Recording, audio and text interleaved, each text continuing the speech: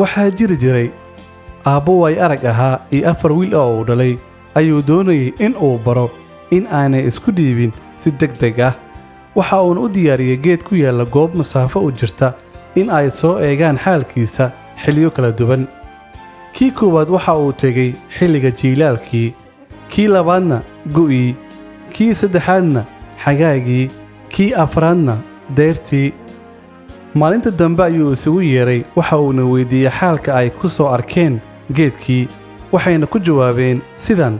kii koowaad waxa uu yidhi wuxuu ahaa geed foolxumo badan oo qaqlaloocan. kii labaadna kuma raacin ee wuxuu yidhi wuxuu ahaa geed caleemo cagaaran leh oo rajo badani ka muuqato.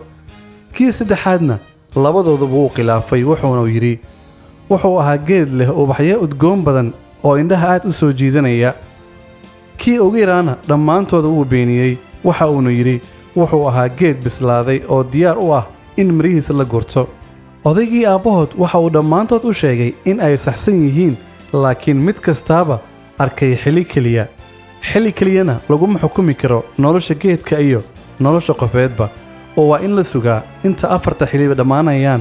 wiilashiisna waxa uu ku yidhi haddaad isdhiibto jiilaalka waxaad weynaysaa rajada gu'a, quruxda xagaaga iyo dhammaystirnaanta dayrta. ha oggolaan xanuunka hal waqti ah in uu baabi'iyo quruxda iyo rajada noloshaada dambe oo dhan.